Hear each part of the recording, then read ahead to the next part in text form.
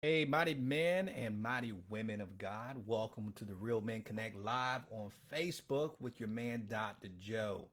Guys, I'm the creator and founder of Real Men Connect. We're a 501c3 faith based organization that helps men win at what matters and even frustrates them the most when it comes to being a husband, father, spiritual leader in their home. And we do it all through community connection, coaching, counseling with a Christ centered biblical focus. Biblical focus. Guys, most people know us through our Real Men Connect podcast, where we interview men of faith about manhood, about leading their families well. And our podcast can be found on any podcast platform. And we're the number one rated show for Christian men on Apple Podcasts with more than 1.8 million downloads of our podcast in 136 countries. So if you guys ever get a chance, please check us out. And you can check us out on any podcast platform. Well, there's so many of them out there. What? Stitcher, iHeartRadio, Spotify. You can find us anywhere. Google Play Podcasts, wherever you want to find, wherever you listen to your podcast, just type in the word Real Men Connect and we will come up. Man, I had some great interviews that I've done, and this kind of segues into what we're going to be talking about this morning. And oh, by the way, if you're coming on, please give me a shout out. I see Tasha's with us this morning. Hey, Tasha, how you doing?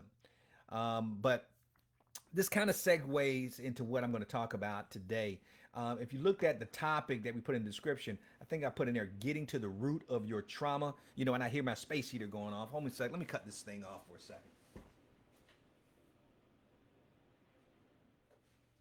That's what happens when you go live. so, but the topic we're going to talk about is getting to the root of your trauma. Guys, when I come on here, I try to come on here live on Fridays at 8 a.m. This is not typically what we do in our ministry. We work in our organization, we work with men. We work with training men, discipling men, coaching men, mentoring men. And I started coming on Facebook Live maybe about a year ago just to get outside of my bubble because you can be so into your environment with the people that you work around, you forget that there's people outside of it. And so I kind of want to give you a glimpse of what we do in Real Men Connect. So if you're not connected to an organization where you have accountability, coaching, and counseling for men, because we only work with men, this is an opportunity to see what we do and how we help men.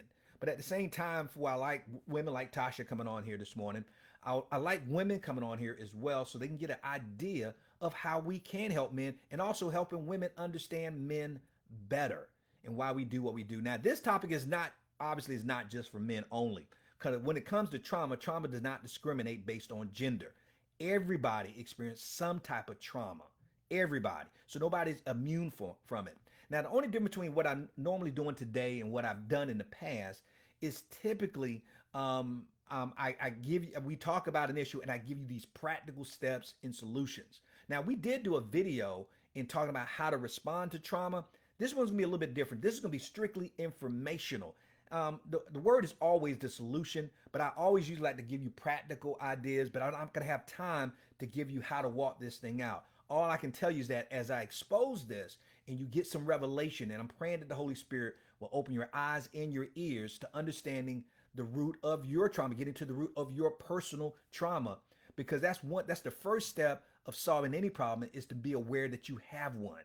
Now, the thing about trauma is that you're never going to forget it, but you have to understand what triggers it. And so you can understand yourself better and how you respond. I need to say that again if I can remember that when it comes to trauma, you can't get rid of it. You can only understand what triggers it.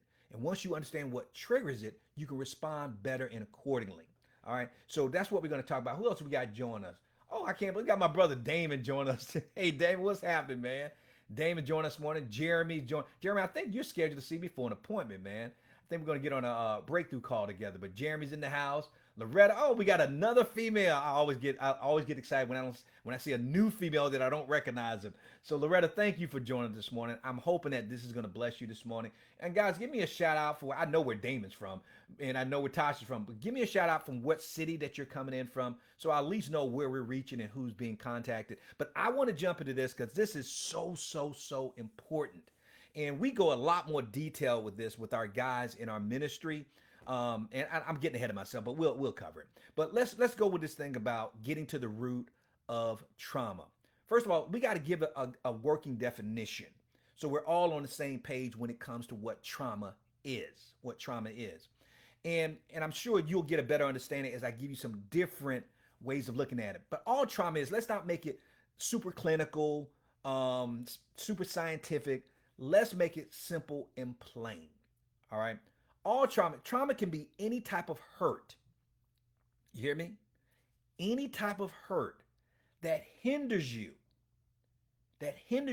and prevents you from moving forward. It hinders you. It's any type of hurt that hinders you and prevents you from moving forward. It's any type of internal pain that kind of keeps you stuck in a place which you don't seem to get out of. You know, people say stuck in a rut. The treadmill, being in a trench or on a treadmill, you can't move forward. So it's any type of hurt that hinders you from moving forward, any type of internal pain that keeps you stuck. Now, it can be psychological, it can be up here, it can be spiritual, in the spirit realm, it can be emotional. It can be emotional pain or hurt that keeps you stuck. It's wounds inflicted through feelings of neglect, abandonment, abuse of any type of negative experience.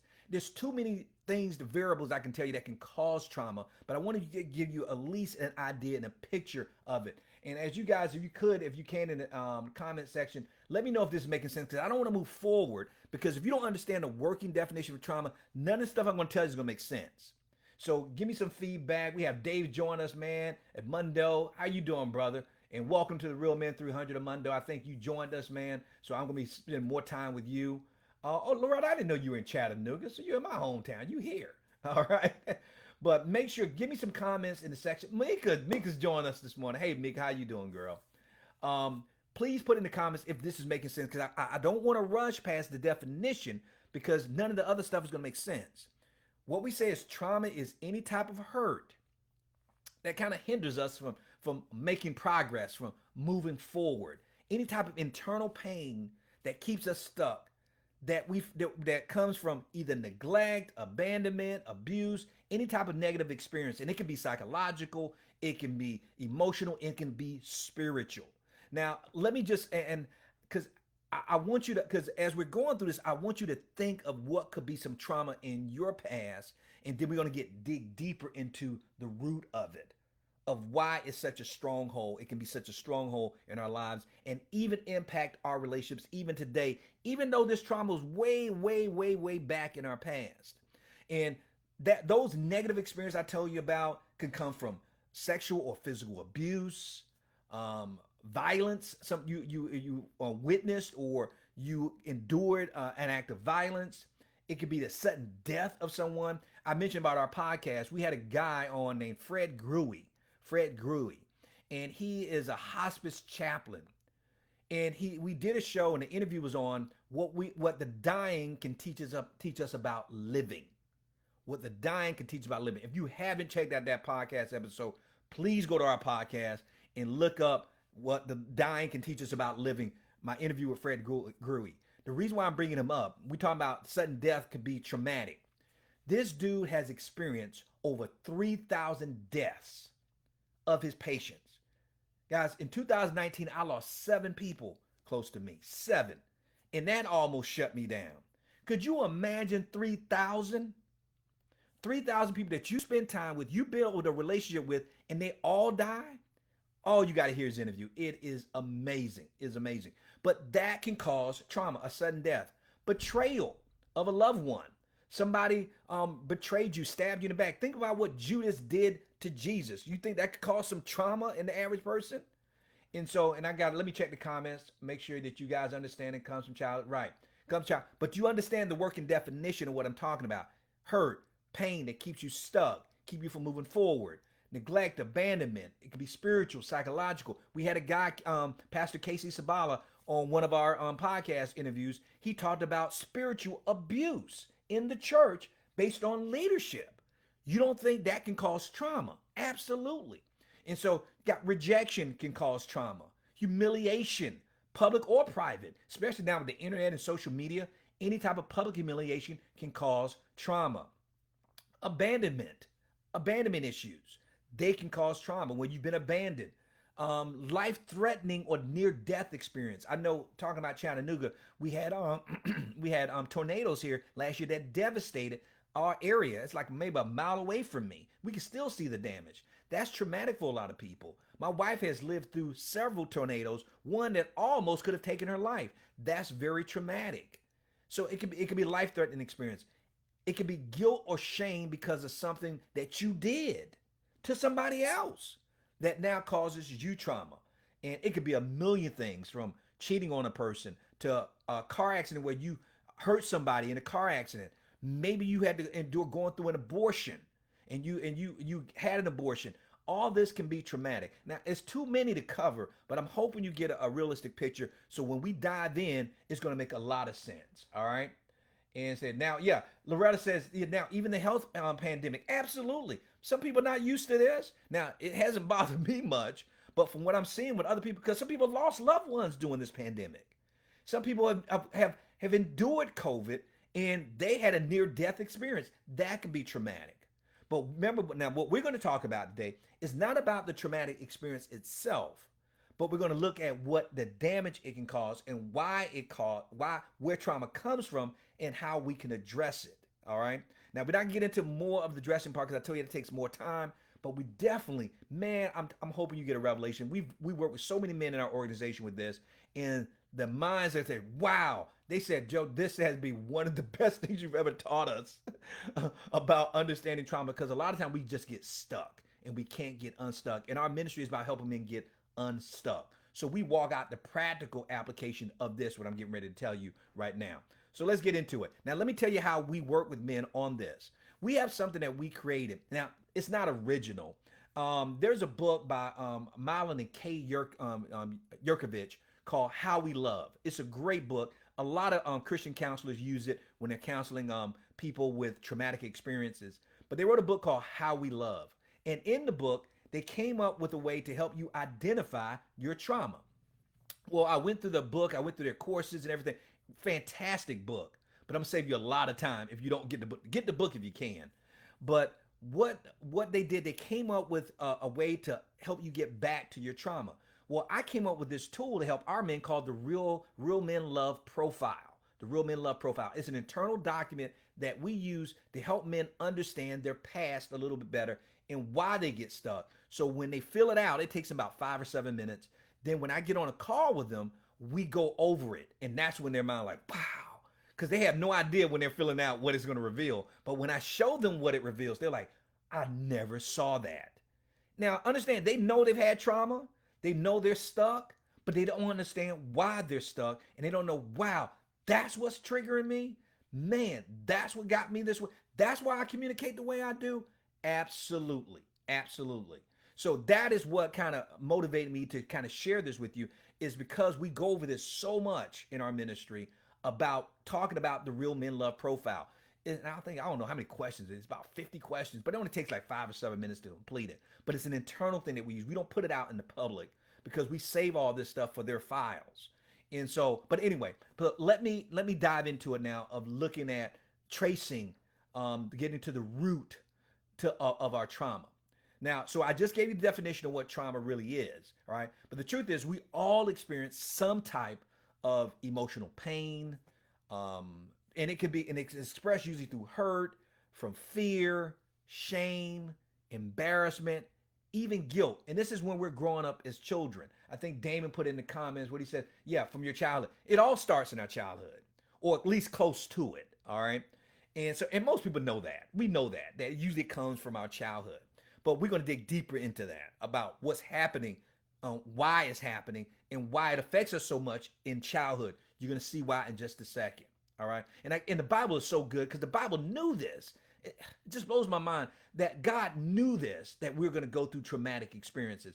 And he told us, and I'm going to give you some real good encouragement at the end to help you not just leave you in this place where you're going to find out, oh, so that's the reason for my trauma, but to also give you some hope in Christ Jesus. All right. So the truth is, we all experience some type of emotional pain through hurt, fear, shame, embarrassment, and guilt growing up as children. We know that.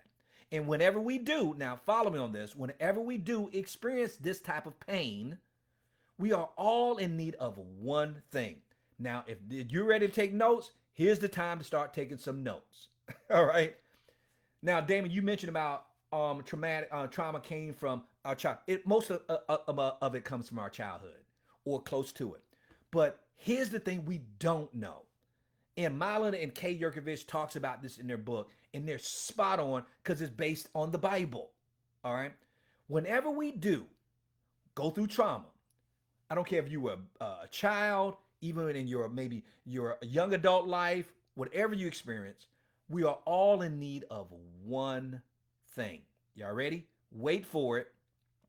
One thing. And most people don't know this is what we need. We don't need a solution. We don't need an answer.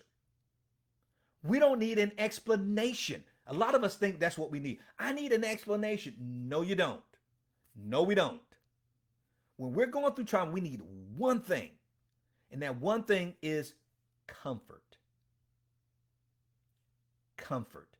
I hope somebody puts that in the comments, so if somebody ever watches this video later, that they can scroll through. That's the one thing that we miss. This is what causes the trauma. We didn't get the comfort for the trauma.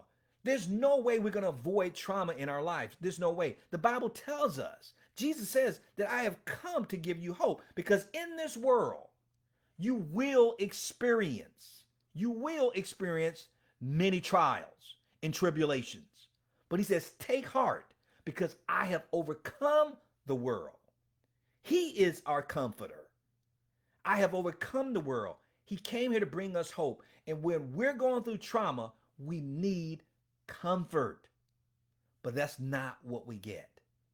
Now, we have some great people in our lives, or at least well-intentioned people in our lives, who are trying to help us, but they're not giving us the one thing we need. Now, I'm going to even throw myself under the bus. I'm guilty. I think I'm loving on my family, my wife, my children, my friends, and what they need at the moment is comfort, and I don't always give them comfort. I'm giving them trying to give them a solution. I'm trying to give them an explanation. I'm trying to give them an answer. I'm trying to give them a resolution, when what they really need at that moment is comfort. And I'm going to make this make even more sense as I give you some real life experience. You're like, man, I didn't get it. And I'm hoping, thank you, Jesus. I'm hoping after today that when you see now people who are going through traumatic experience or being triggered from their traumatic past, you now know what to give them first. What they're in need of is comfort. And when we're young, especially going back to our childhood, when something traumatic happens, we need comfort from the people closest to us in our circle. And typically, who's the person closest to you in your circle? Your parents. Our parents. Our mom, our dad, a stepdad, a stepmom, a sibling, your brother or your sister, your auntie, your uncle, somebody who, it could be your godparent, anybody, it could be your friends, a teacher. When you're young, the people who spend the most time around you are usually the people you start to trust the most. So when you're going through a traumatic experience, you're going to experience them first. And what they do can dictate the rest of your life, which is really scary when you think about it. When you're young and you're going through a traumatic experience, the first people you're going to have exposure to are the people closest to you, and how they respond to you is going to dictate almost the rest of your life if you're not aware of it. And that is a very scary proposition. Most time, if you're going through struggles right now, I can almost guarantee you that the conflict you're having with another person right now isn't about that person. It's about that person triggering something from your trauma in your past. I can almost guarantee it. Now, it doesn't mean that person in front of you isn't doing anything wrong, but the reason it's shutting you down or shutting us down is because it's triggering something from our past. Your trauma leaves messages and clues of your past, and it brings it into your present and your future. And so the problem we think we're having in that marriage really has something to do with your past trauma. The problem you think you're having with that kid has something to do with your past trauma. That racism you're enduring right now has something to do with your past trauma. How you react to somebody on social media has something to do with your past trauma.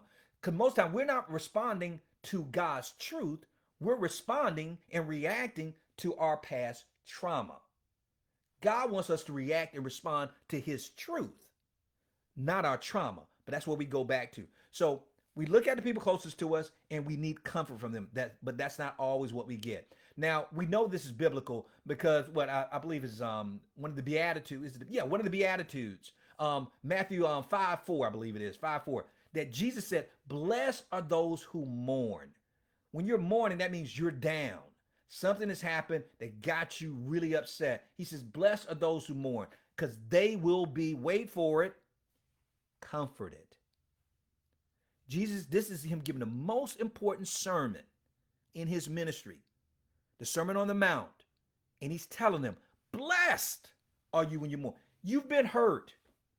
You're down. You're upset. You're discouraged. You're feeling hopeless. He said, blessed are you, because you will be comforted. Because he's assuming you're hurt for the right reasons. You're mourning for the right reasons, not because you sinned. And even that's the case, even if you sin and you repent, he says, blessed are you when you mourn, because you will be comforted. You will be comforted. We need comfort. Romans 12:15 says, rejoice with those who rejoice. We don't have a problem with that, do we? Get happy. Well, some of us are haters, but we need to rejoice with those who rejoice. But he also says to weep. Paul writes to weep with those who weep. They need comfort. They need understanding. They need comfort. What are we putting down in? Nigga said, this is so true. Good. I'm glad you guys are feeling me on this. Now, let's get to this root. Now, if our parents, now I'm mentioning our parents because they're the closest people to us. Mom brought you into this world.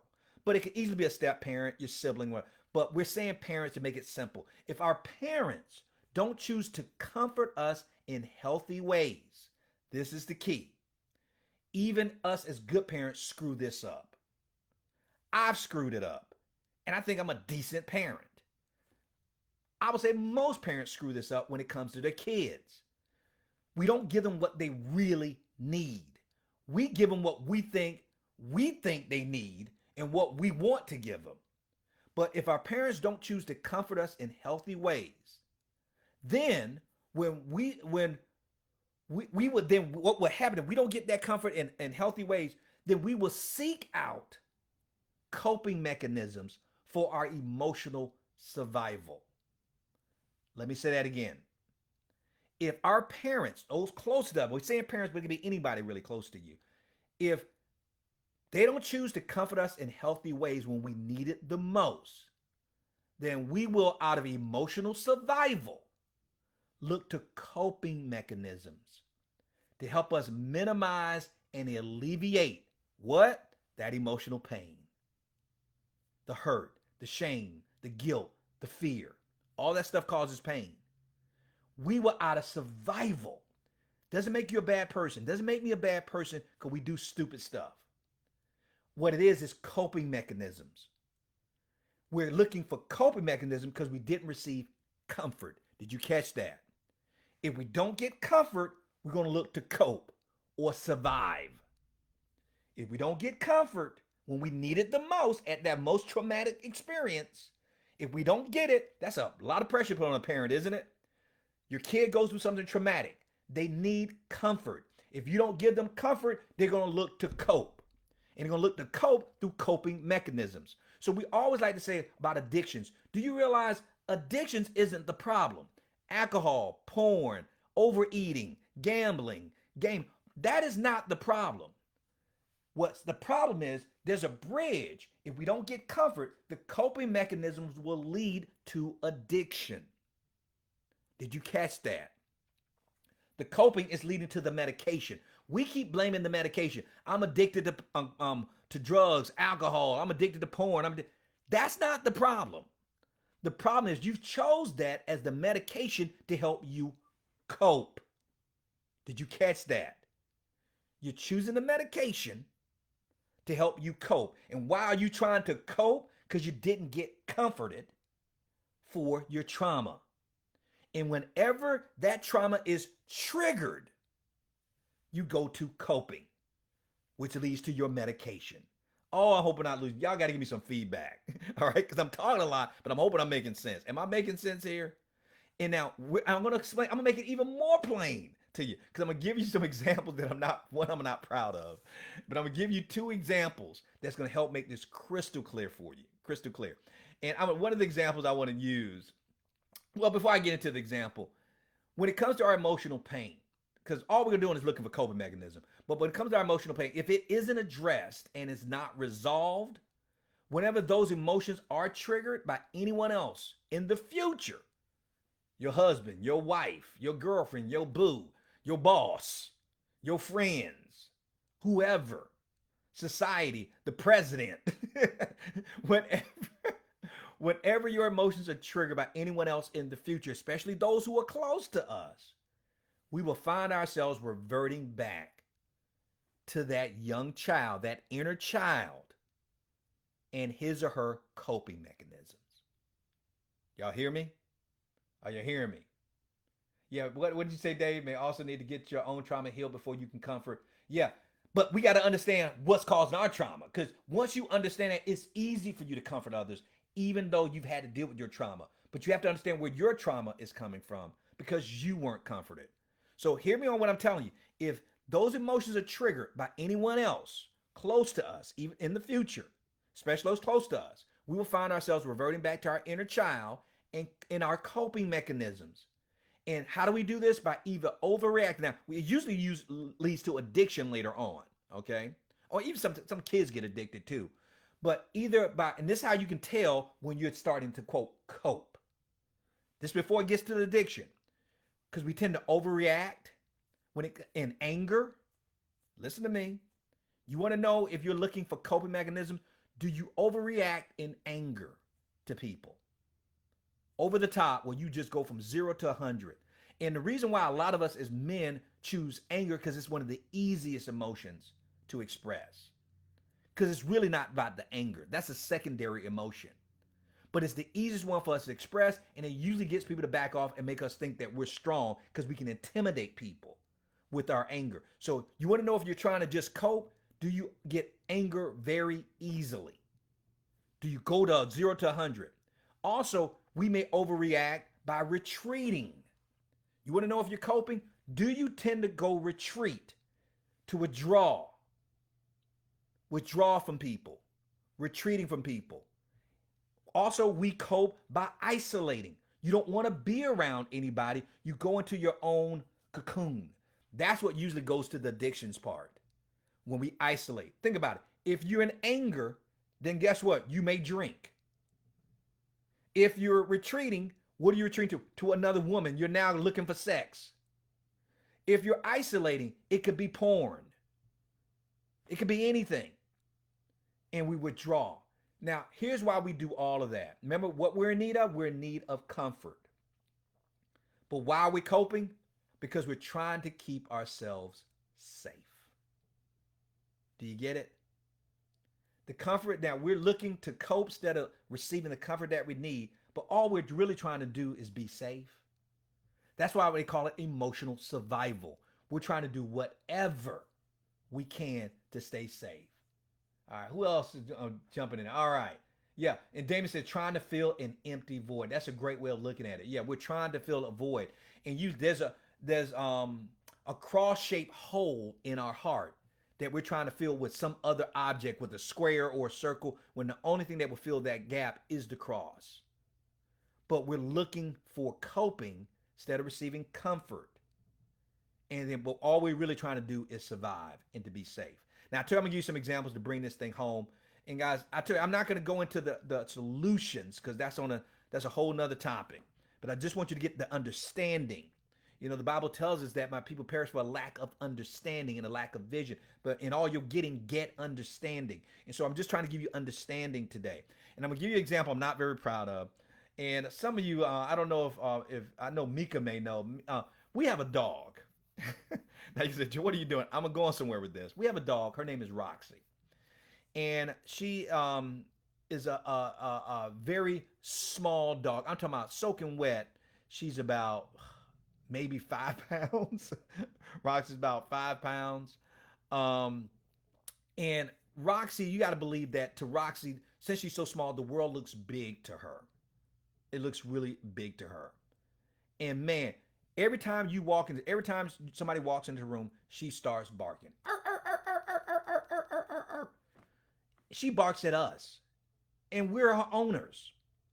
Because I can understand that she probably barks because everything looks so intimidating to her. Follow me on this. She doesn't understand this world. She's small. She's in a big world. And she knows there's people who love her, people close to her. But every time everything that stands in her presence startles her and she's surprised. And then she starts, the only thing she knows how to do to, quote, keep herself safe is to bark. That's all she does. Because the world seems dangerous to little Roxy. Now, what Roxy really needs, what did we just say? Because when somebody steps around and she barks at everybody. Won't bite a flea, okay? But she barks. So that's her coping mechanism to bark. What does Roxy need? Comfort. So what do we do now? I'm not proud of this. My wife and I handle it two different ways. We both do it wrong. Now, when my daughter does it right, Faith, she does it right. We both do it wrong. My wife, when Roxy starts barking, she gets on Roxy. Roxy, be quiet. Roxy, stop it. Roxy. She gets on Roxy and she reprimands Roxy. Does Roxy really need reprimanding at that time? No. What does she need? Comfort. Tanya give her reprimand to get her to stop barking. When I walk into the room, Roxy starts barking. What do I give Roxy? I ignore her. I just ignore. I pretend I don't even hear her barking because I am not, quote, going to enable that bad behavior. I don't say a word to Roxy. I don't touch her. I don't even look at her. I just ignore her. What I'm doing is neglecting Roxy. Does she need neglect at that moment? I'm hoping you're starting to get this. What does she need? Comfort. I'm giving her neglect. But my daughter, Faith, walks in the room, Roxy starts barking. Watch what Faith does. Come here, Roxy. Come here, girl. Come here, Roxy. Come here. What is Faith giving my daughter? What is my daughter giving Roxy? Comfort. What does Roxy need? Comfort. Because if Roxy could talk, Roxy would tell us, I'm scared. You startle me. Everything looks so big. And I think I'm going to be hurt by all this bigness. I'm going to be hurt. I don't need reprimand. I don't need neglect. I need what Faith is giving me. Comfort that everything's going to be okay. I'm here for you. What do you need, Roxy? See, Roxy can't communicate what she needs.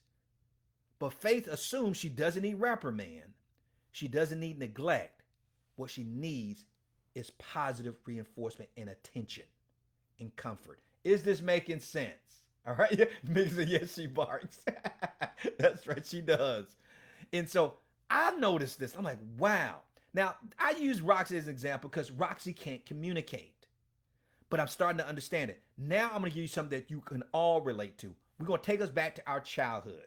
Now, all of us have experienced a lot of different childhood experiences. So I came up with something that I think we can all relate to.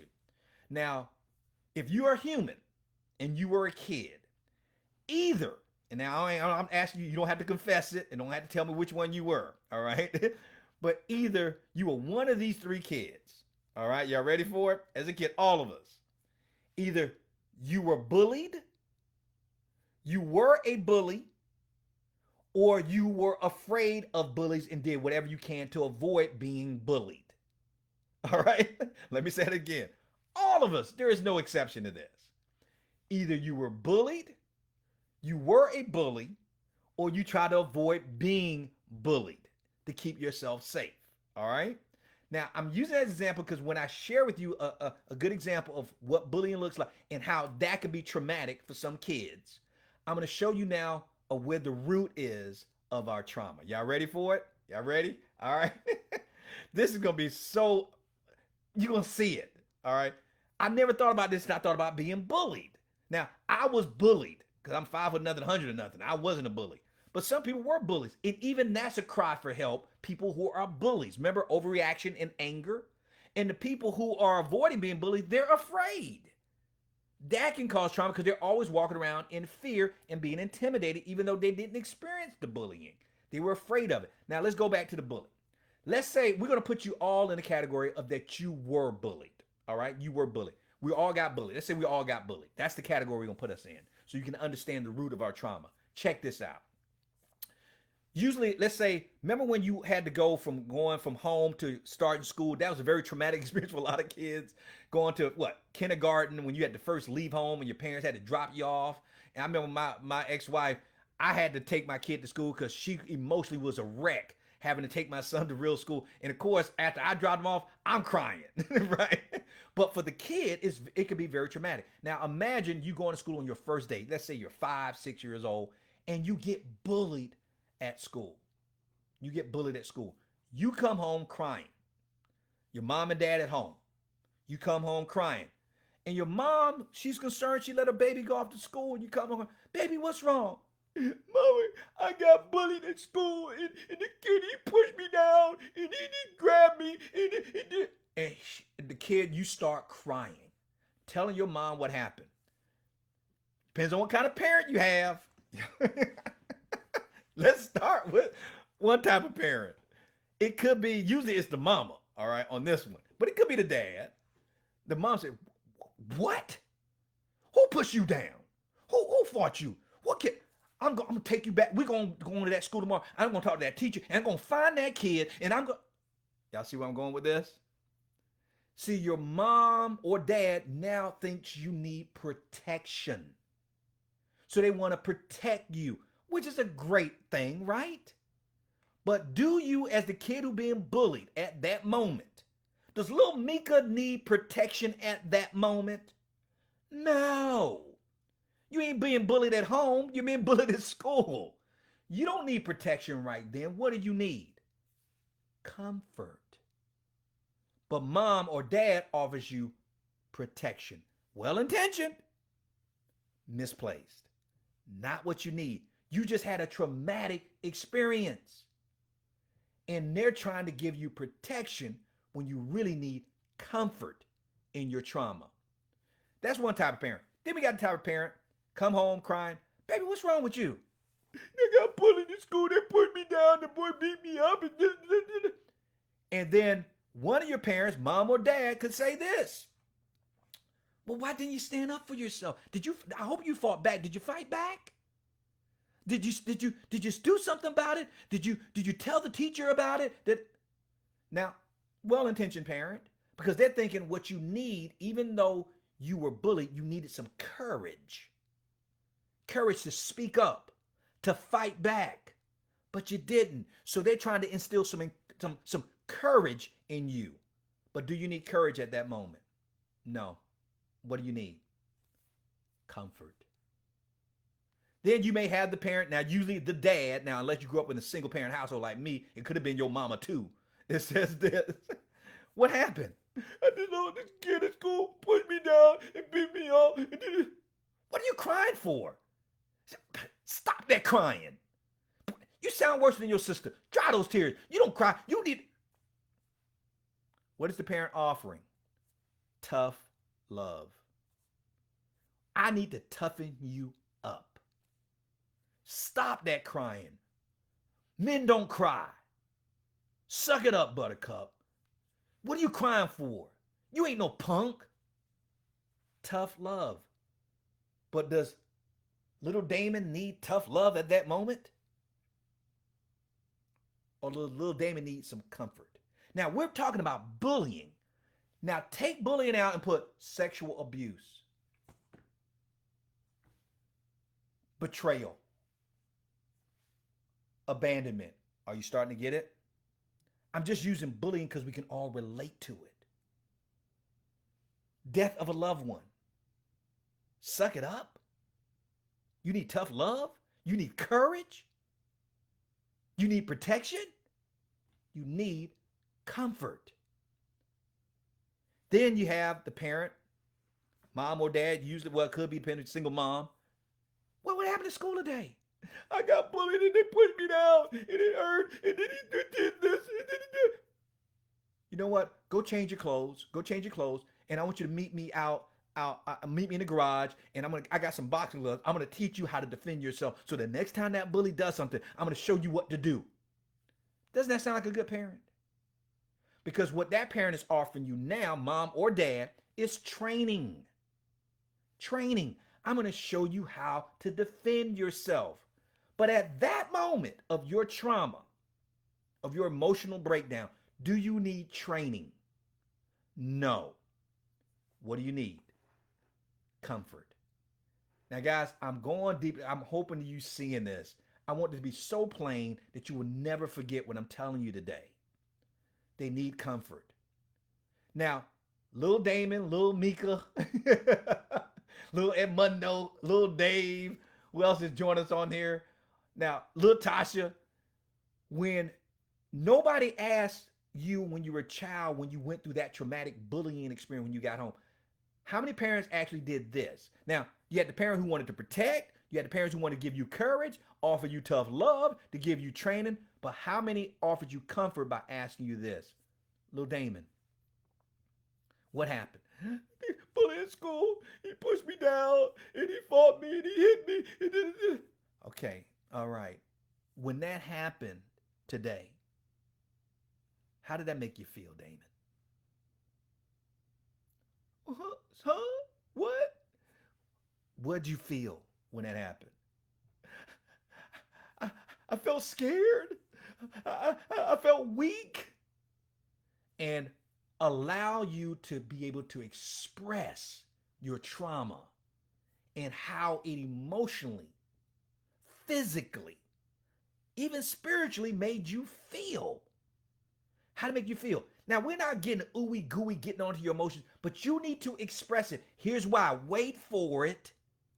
Because you're a child. You're young. Because when you get older, if you don't feel comfortable and confident about expressing what is going on inside of you, you're going to unload on other people by hurting them. Because you're going to overreact in anger, in isolation, in withdrawal. Because you haven't learned a healthy way to express the pain that's going on inside of you. What you're doing with that child by saying, wow, how did that make you feel? You're training them and helping them learn how to express instead of suppress. Did you catch that? I need to write that down. You're teaching them how to express instead of suppress. Because if they suppress, the enemy going to use it to oppress them. But I need to write that one down. Oh, God, help me say that again. If they don't learn to express, they're going to suppress. And if they suppress, the enemy is going to use it to oppress. That's what's happening to us now. We're being oppressed by the enemy because of the stuff we suppressed when we were younger. And now we don't know how to express it in healthy ways. So we got to train up a child the way they should go so when they get older, they don't depart from that way. So the kid who learns how to express themselves emotionally while they're young, I feel afraid, I felt intimidated, I felt weak, I felt like I didn't want to go back to the school anymore, I felt unsafe. Get them to give words to their trauma of what they're feeling. They need comfort. Comfort. Then after they express how they feel, don't leave them there. Let them express how they feel. After they express how they feel, I feel weak, I feel vulnerable, I feel unsafe, I feel intimidated, I feel afraid.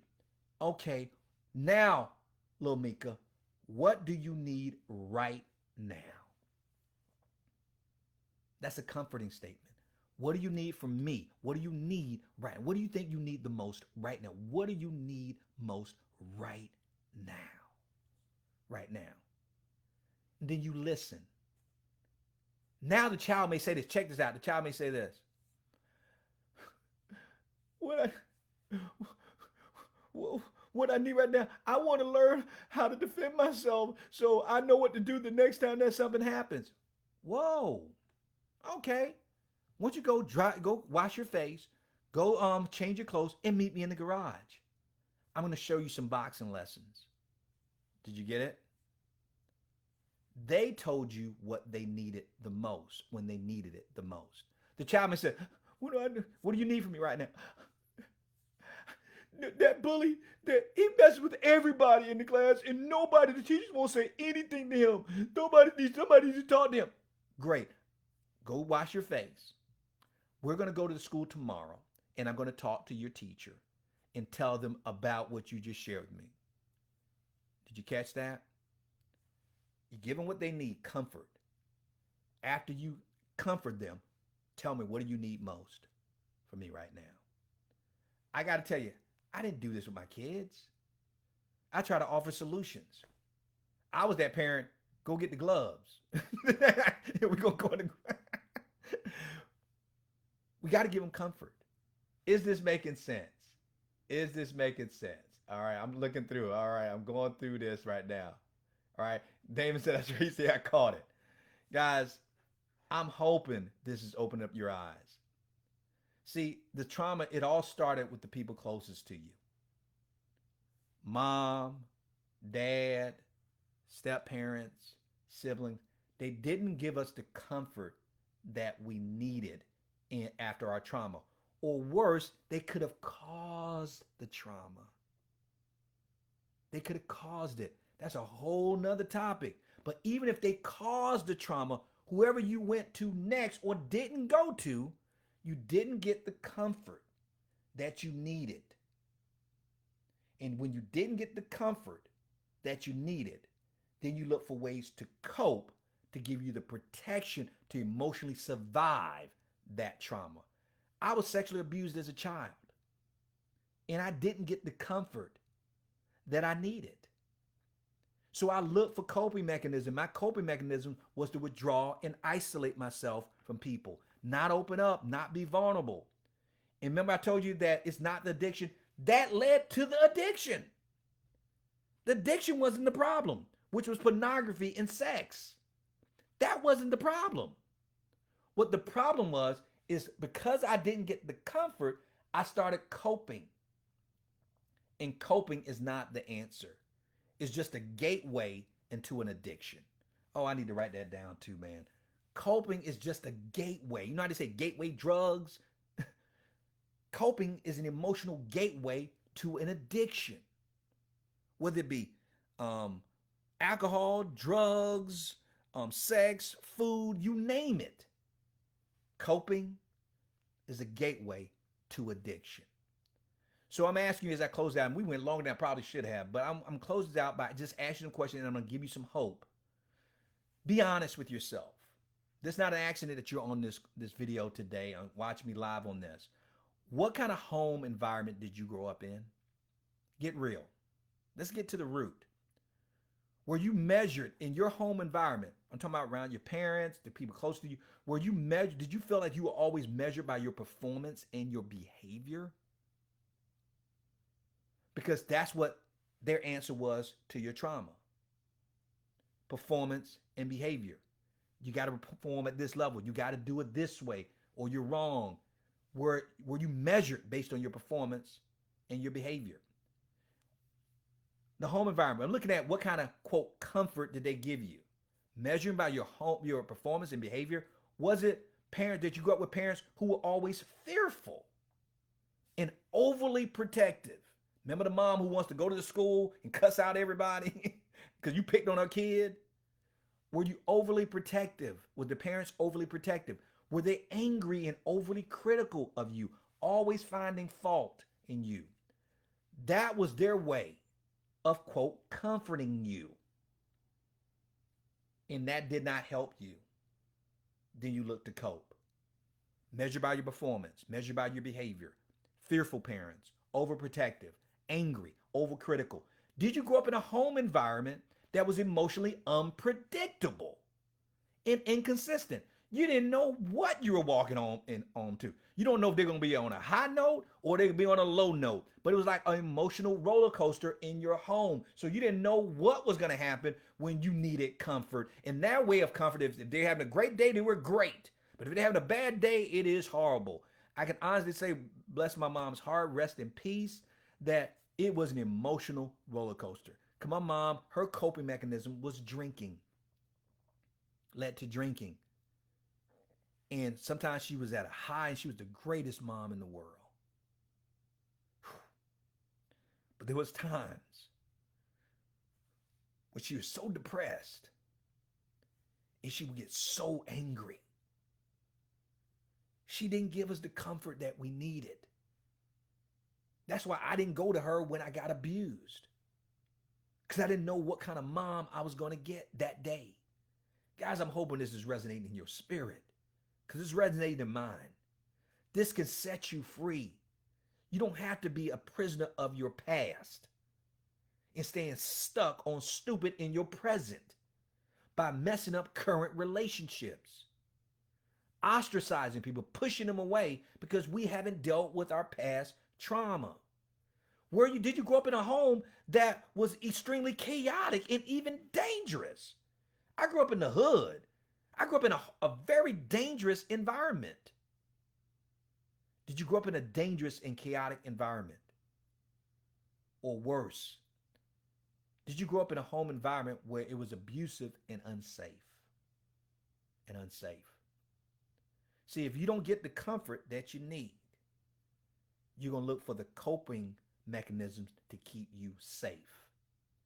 And that coping, if you keep coping long enough, is going to lead to an addiction. You know, I forgot to look and get feedback from you guys. Is this helping, guys? So let me close by giving you some words of encouragement from the Word of God. All right. When Jesus was leaving his disciples, he said, I must go. I must go. You don't understand it now, but I must go because I need to send you another. I'm not going to leave you alone here. Oh, y'all got to hear me. Lord, help them hear me. Hey, Tony, what's happening, man? I'm not going to leave you. Jesus said, I'm not going to leave you alone. I'm going to send another who will be a helper, who will be a guide, who will be, wait for it, a comforter. I'm going to send you a comforter to lead and guide you in all truth, to counsel you. You're never going to be alone. See, our parents are supposed to be the surrogate Holy Spirit for us, raising us, leading us, and guiding us, and giving us the comfort that we need. They didn't know any better, so they did the best they could. We're doing the best we could with our kids, right? But when we know better, we should do better. So Jesus told, I'm going to send you a comforter. Paul wrote in 2 Corinthians 1, 3, and 4, he says, blessed be the God and Father of our Lord Jesus Christ, the Father of mercies and the God of all comfort, who comforts us in all our affliction, so that we may be able to comfort those who are in any affliction with the comfort with which we ourselves are comforted by God. 2 Corinthians 1, 3, 4. Write that verse down. Write that verse down. Blessed be the God and Father of our Lord Jesus Christ, the Father of mercies and the God of all comfort, who comforts us in our affliction so that we may be able to comfort those who are in any affliction with the comfort with which we ourselves are comforted by God. We are comforted so we can comfort others. And I think somebody mentioned that before earlier about if you haven't dealt with your past trauma, how can you comfort others? We can be comforted so we can be comforted. That's why we're comforted. So we can comfort others in their afflictions. Psalm 23, 4. David wrote, even though I walk through the valley of the shadow of death, I will fear no evil. For God, you are with me. Your rod and your staff, they comfort me. They comfort me in my affliction, in my trauma, in my hurt, in my anguish, in my pain. You comfort me. So even if you find yourself in a valley, even if you find yourself in a storm, take comfort in the comforter. But my favorite comforting verse, oh my goodness, don't you just love Jesus? Matthew 11:28 through 30. Jesus says, come to me. Come to me, all who labor and are heavy laden, who are traumatized, who've been betrayed, who've been abused, who've been hurt, who've been lied to, who've walked around in shame and guilt over past sins.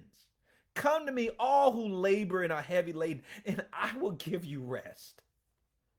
I will give you rest. Take my yoke upon you and learn from me, because I am gentle and lowly in heart, and I will give you rest for your souls.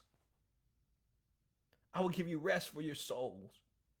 For my yoke is easy and my burden is light.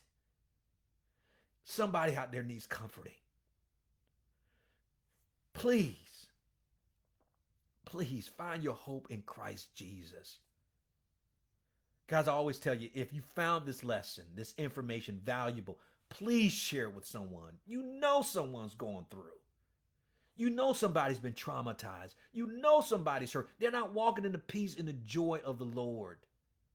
Share this with them so they can understand that there is a comforter even when they're not being comforted by the people closest to them. So if you need help and you need support or training in walking this out, guys, I also work with men one-on-one. And I have a team of brothers. We have an army of men who can help you win, not only in this area of life, but also in all the other areas of your life as well. Even the ones that frustrate you the most, we can help you. And if you'd like to find out more or talk to me personally on how we can help you, just email me or DM me for the details. And I think they're below up. They're somewhere in here. Check me out. Reach out to me. Guys, if you're looking to get connected in a community of brothers, a real manhood. I've been trying to convince my brother Damon for the longest. Damon, don't get me started on you, brother. We do life together with hundreds of guys. And guys, we need this. Iron sharpens iron, one man sharpens another. People say, Joe, why do you have so many men in your circle? Because I've never heard one person ever say, I got too many godly men in my life. I need to cut some of them loose. We need help. We need support. A man is only as strong as his team.